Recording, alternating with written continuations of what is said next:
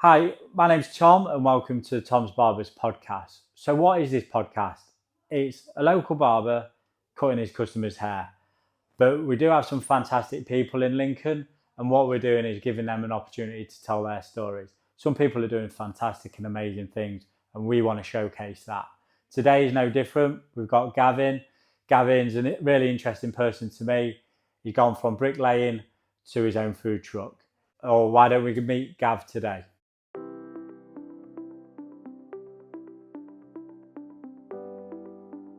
So today we've got Gav. Would you like to introduce yourself? I'm Gav, owner of Cuban's Puffler, moving on up to the Peacock. Brilliant, amazing news. So I think we're missing a few things. So Go on. Cook to bricklayer, back to cook. Talk us through the journey. Yeah. So this goes back, I'm nearly 50 now, so this goes back a long time, back to when I was about 16. Left school, didn't really have a clue what I was going to do. Didn't have any clue at all. My mum was a cook, was a chef, and my dad was a bricklayer. So they sent me to college to do cooking. And I started that, loved that. And I actually, funny story, I went to Wales, North Wales, Butlins, to Pwllheli for the summer, to just experience a bit of life and a bit of cooking. And I hated it. I hated every minute. The good thing about Butlins was they paid you. They pay you in advance. Yeah. Right? Yeah, they did, yeah. So all new starters didn't want anybody to leave. So I went in and I was like, I really hate my job. It's horrible. And they kept moving me jobs and everything. They kept paying me money and going in, I need a bit more money, I had about 4 weeks' money and I'd only been there a week. And I literally escaped. My last job was I was dressed as a teddy bear.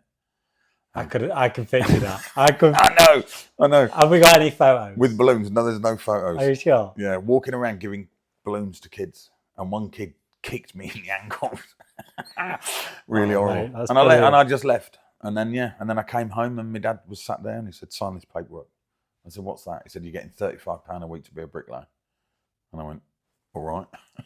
And I did that. And then that was it. So obviously you moved, you've been bricklaying and you started a family business. Was it the truck van? the food trucks, it is a family business. It's always wanted to be a family. I've always, we're a very close family, me and my kids and my missus. My daughter Keisha has been to college, pastry chef. She's fantastic, she really is. And she's struggled a little bit with mental health and things as people do these days. But I've always wanted it to be family orientated. I always wanted everybody involved. I love my family and I love my family around me. And if I can do anything to keep them that little bit closer, the food truck, then great. So, talk to us about the name. How do we come up with the name? Well, the name is all about my youngest, Fleur. So we was on holiday in Turkey trying to think of names for the food truck. A Cubanos is a Cuban sandwich. Por, P-O-R, as it is in the middle, is by. And then Fleur just kept going on about Fleur, me, I make them, I made them. So that's where it came from. It was just Cuban sandwich made by Fleur. Even though she's 10 and she can't actually make them. I'm sure that'll change. I'm sure it will change. She helps in the van all the time. She loves being on the till. I suppose it has more of a fruitier name than... It does, and it's catchy. Cuban sandwiches by Gav. Yeah, or toasty by Gav, you know what I mean? Yeah. So, Cuban, why Cuban? It's because of the film, Chef. Solely because of the film Chef. It just rang true with me, and some of the things in it, sort of are a bit of me. I was a chef when I moved to London, back down to London after I finished college. I got a job in a restaurant as a head chef. And like him, really, it didn't really work out, and it just sort of stemmed from there. And I was like, Cuban food. I mean, I like all sorts of food. I like a Cuban sandwich, a toasted sandwich. You know, so it embedded what he did in that film. He sort of embedded in what it was. I mean, it's the art of cooking, making all of these things to go in a toasted sandwich. I find it really nice. Yeah, I enjoy it.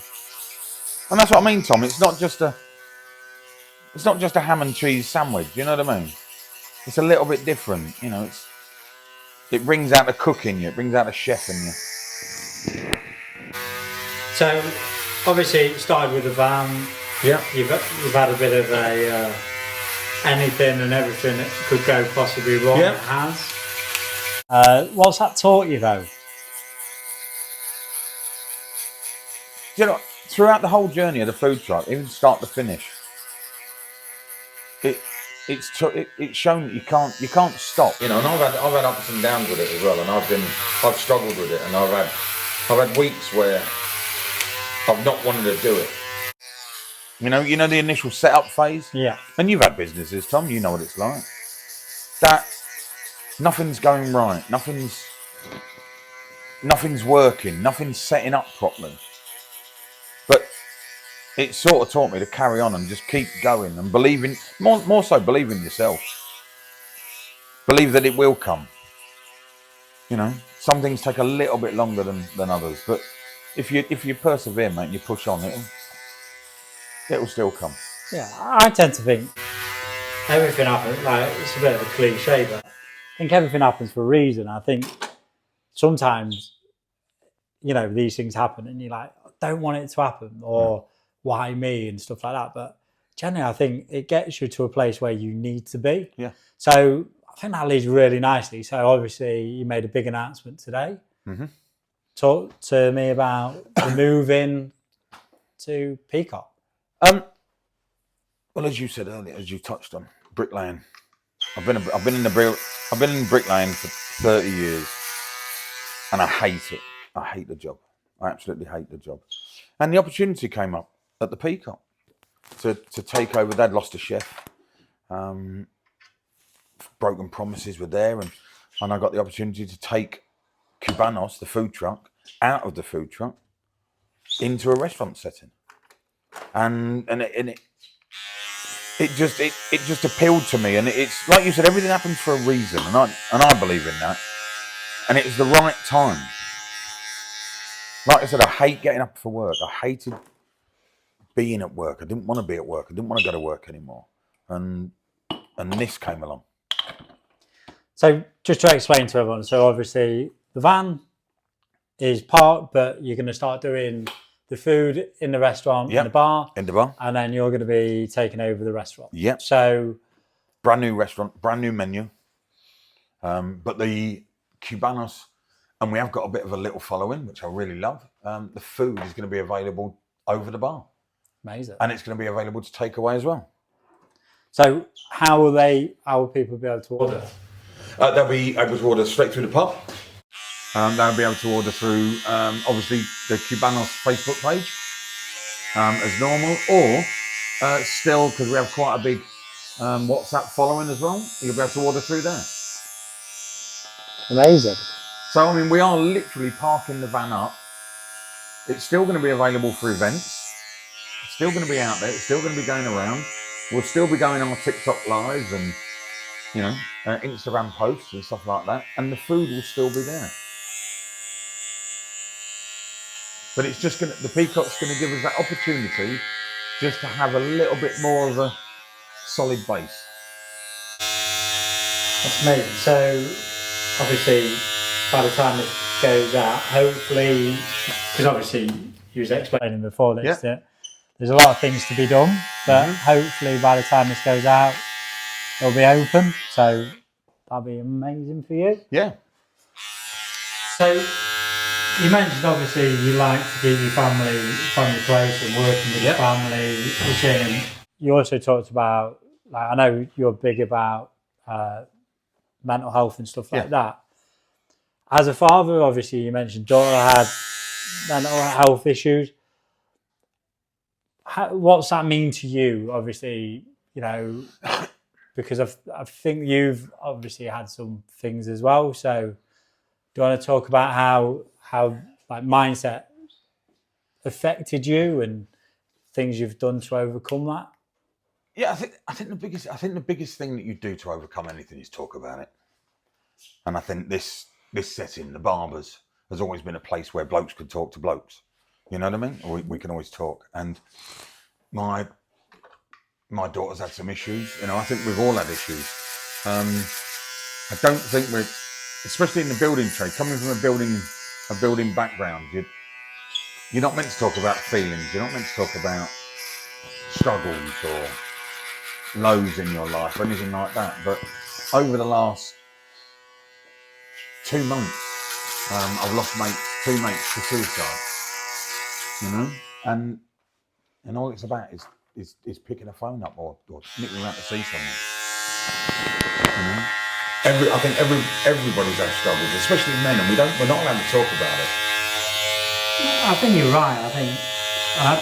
I would say I see a different scale of it, because obviously being in a barber is like we see people, and what's good about us is we see people like some come weekly, some come every fortnight, some every month. So we do build a relationship, and I think we definitely get to hear things that arguably people don't tell their wives, let alone their best friend. Like this is therapy, Tom. This can be. I think we put a big stigma on the word therapy, but sitting down and talking to someone. You talk to someone from the moment I sit in the chair, to the moment I go. You know, so no matter what that is, you make somebody's day, and in a way, that's where my therapy comes in the kitchen. Yeah, because I make someone's day. You know what I mean? By cooking them something that's nice. It's amazing. I'm just going to go and mix the colour up for your beard. Yep. I'm just going to be a couple of minutes. Yeah. So we're just taking a little bit of a break in between this podcast. What we're doing is we're kind of asking you, do you know anyone that you would like to see feature in this podcast? Or are you somebody who's local to Lincoln and would love to be on this podcast? If you just want to reach out to us, our email will be down below. But we'd love to hear from anyone who's interested in being in this chair. Anyway, please reach out. Look forward to maybe seeing you in the chair. So, obviously we talked about barbers is a great place for having chats and getting your emotions out. Just want to move back to the kitchen really. So what's going to be the big difference between working in a full kitchen than in a van? Like, is it? Space. You're going to have a bit more space. Oh no, not more space, Tom. Not more space. You're right. You've seen me. I'm 20 stone. I'm 6'3". Right, and working in an ambulance where I've got a duck all the time, and I can only stand where the skylights are because I'm too tall. To being able to turn around in a kitchen is going to be immense. I can't admit, when I see you in the truck and you're literally, it's like seeing a giraffe in a car. It's like, it is. You know, it's like seeing, I'd imagine it would be the same image as seeing you in a Mini. Yes, it is. It is the same. I would need the sunroof open. But that's what it is. It's a bit of a cliche, really. But it's the space. It's the freedom to do more, because we're limited to what we can do. Obviously, in a food truck, you know. So obviously we're going to be doing the Cuban sandwiches in the bar. Yep. What kind of food? What are we going to be seeing in the restaurant? What's going to be? We're going really. I mean, the Peacock is a pub. You know, it's a good pub. It's been a good pub for years for food. They've lost their way a little bit, in my opinion, and we're going in there now to not reinvent the classics, but to put my cooking skill on show. Fillet steak, chicken pie. We've got some different pastas. You know, some real good thing. But the one thing that's going to make us stand out, the one thing that's going to make us a little bit different to a few pubs, everything's going to be made in house. We're making everything. We're making the pastry. We're making the sauces. We're doing everything. I don't think you get that enough this day and age with restaurant. Everything seems to be ping meals, doesn't it? It does. So It is. you're gonna, that's gonna have a nice look, isn't it? It is. You're going to go. We'll be able to put on the menu home cooked food.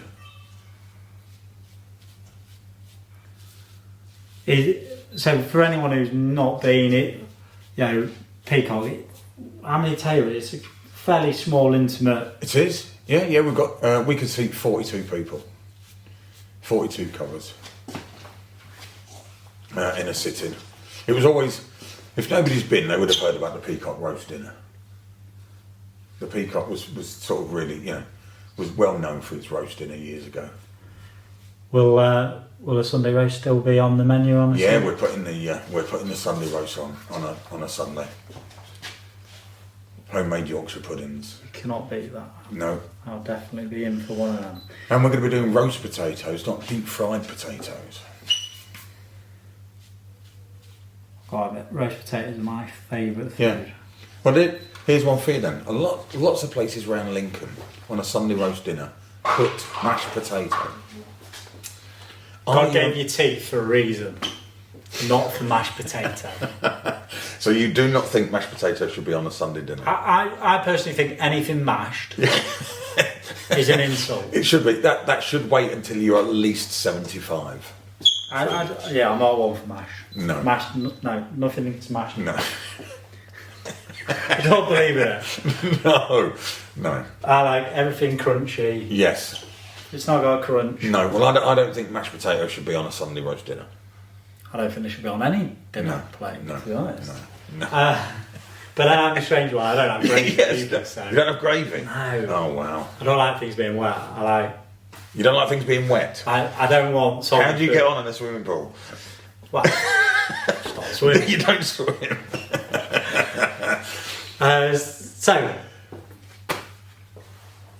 So 4 people, you get to invite 4 people to the grand opening, dead or alive. Who would they be, why, and what are you cooking them?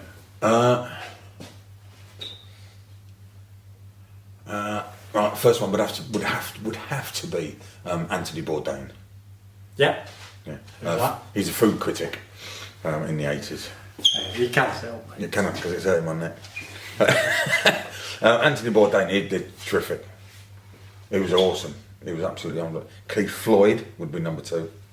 We all know Keith Floyd. Yeah. Just because of who he is. And I'm not doing this because it's cooking either, but it really would be. Have to be Mike Tyson. Massive boxing fan. Yeah. Huge boxing fan. So I presume you'll be doing in pig's ears or something like that? Ouch. And then the last one, which is really tricky, but it would have to be Ian Wright, and we would all sit down and have steak and chips. Just steak and chips. Steak and chips. No. Steak and chips with a sauce, any sauce I want, probably peppercorn sauce. It's a proper old school classic. Yeah. How do you have your steak? Rare. Rare. Has to be rare. Gotta be rare. Gotta be rare. I'm the same. I would have it blue, but people moan a little bit about when you're doing it.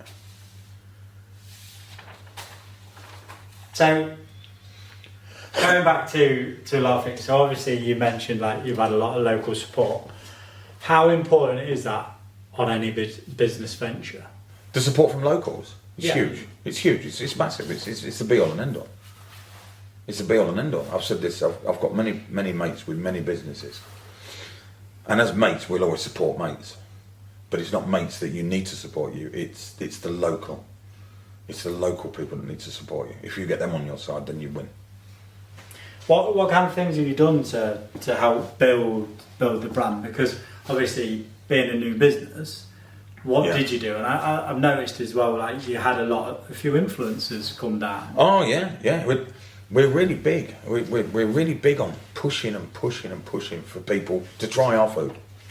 You know what I mean? Because as a chef, you've got to be arrogant. You've got to have a little touch of arrogance in you. So my daughter, Caitlin, my eldest, she's in charge of our social media. We're TikTok, we're Instagram, Facebook, everywhere, and it's posting constantly all the time, making sure that's a very simple thing, making sure you've got your t-shirt on, you know, exactly, making sure it's on, making sure that I've gone around the town in my t-shirt, you know, just putting it out there. But we would chase these critics, these influencers, we hunt them down and we bombard them with messages constantly. Come and taste us, come and see us, come and see us, come and see us, until they've got no choice but to come and see us, you know. So that's great. That's probably something I need to do more of. So like, how much growth have you seen in like your social media? Like, huge, massive. How many times do you post? What do you post? We don't post. Caitlin would post 2 or 3 times a week, and we thought we were growing, getting a few more members, a few more likes every week.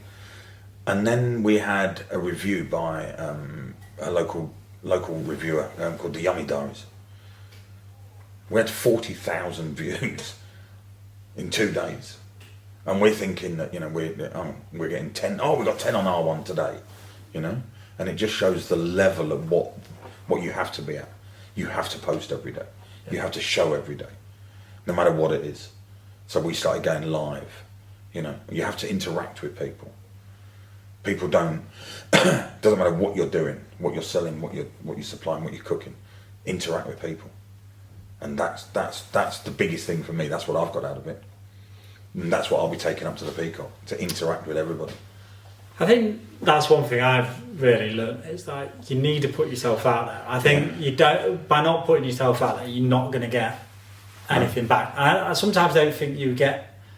Like, you might put something out there, but it comes back to you in a different way. So I just think it's just trying new things, isn't it? It is. Like I said, I'm nearly 50. I'm going live on TikTok. You know what I mean? I'm talking absolute rubbish on TikTok. Who thought I'd... But it's new. But it's new, Tom. It's like you said, it's a new avenue. It's a new it's a new line that you've got to go down. You know, watching these people do it. Caitlin said to me one day, she went, "Dad, you need to turn the camera so people are watching you cook." And I went, "What do I want to see that for? Surely they just want to see what it's done like." And I went, "No, they want to watch you." Ultimately, I think they want to watch you mess up. You know, you get a lot more views on something when it's bad than when it's really good. But they want to see. People want to see. They just want to. We all just want to sit there watching. You know, which is crazy, which is weird. Isn't it? Just going to take this off. Yep. We'll go back, wash it off, and then we'll come back and finish off. So, just to finish off, obviously, going forward, we'll get to taste your food at the Peacock. What about if someone's got an event? How will they reach out and find you? Come and find us on, again, all the social media platforms. TikTok, Instagram, Cubanos Portfolio. Find us on them all. Message us, DM us, you know. Look on anything, just type in Cubanos Portfolio and it comes up everywhere. And message us, we're more than happy to come to any event and do any event. Brilliant. Well, it's been an absolute pleasure. Time is absolutely flying. Yeah. Good luck with the Peacock. Good luck with everything. And yeah, it's amazing to talk to someone who runs a truly family business as well. So it's all thank you very much. It's all about family.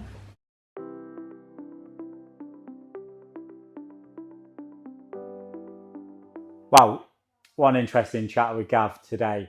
There is a few things since we recorded the podcast. He's not actually at the Peacock anymore. We want to wish Peacock good luck. They have got a restaurant, but just with a different chef. Obviously, Gav's back in his food truck, so we wish him all the best. So with Gav, you know, there's so many interesting stories. Talk about mental health.